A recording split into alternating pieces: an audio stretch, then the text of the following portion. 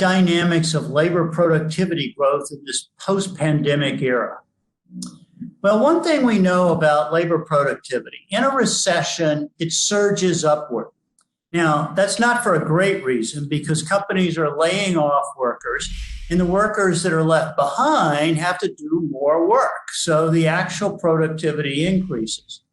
The question we really want to ask, though, is what will happen to labor productivity in the post-pandemic era when we're rebuilding our economies? And that's a really very different question, and it's pretty interesting. So in stressful periods like the pandemic shutdown, these periods raise serious challenges and they bring out the best in problem solvers. You really don't learn a lot when things are running smoothly. You learn when there are challenges and you have to solve problems. And so corporations have learned a lot of lessons, and we think these lessons may lead to an era of innovation and creativity, increased corporate efficiency, and an acceleration of labor productivity. Let's go through a few of these reasons. Work from home. Where it was possible to work from home, many companies have seen increases in productivity. Meetings are shorter. There is more focus on the tasks at hand. The success of the work from home model is likely to lead to more flexible time schedules where possible, a reduced need for office space, a reduction in business travel compared to past practices, and these are just some of the changes. As these lessons are implemented by companies, there will be efficiency gains. Then there was the supply chain complexity.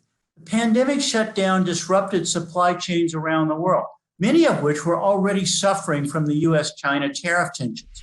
Companies may choose to diversify their supply chains, seek shorter routes, locate input parts and assembly plants a little closer to where the products will be sold.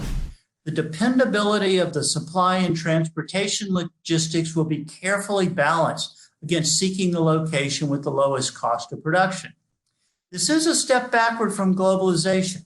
Some countries may actually see new job creation, such as Mexico, due to its proximity to the US, as well as a few of the smaller Asian countries that may pick up some production that was formerly done inside China.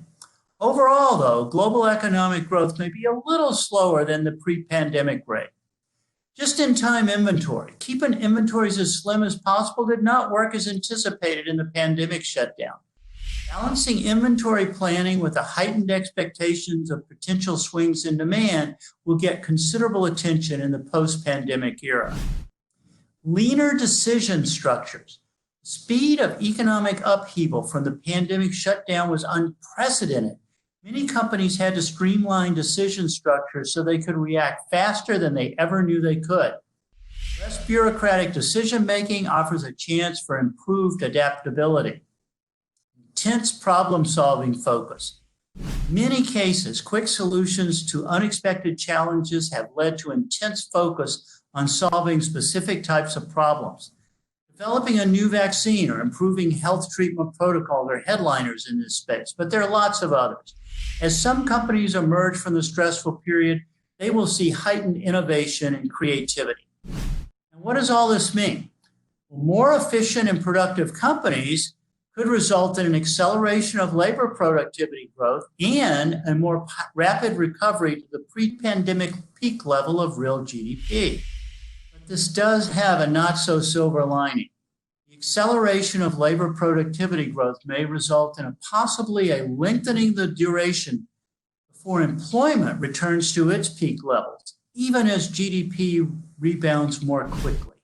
Bottom line, more efficient, innovative, and productive companies, an acceleration of labor productivity growth, yet possibly a lengthening of the duration before returning to the previous peak employment levels, even as real GDP rebounds more quickly.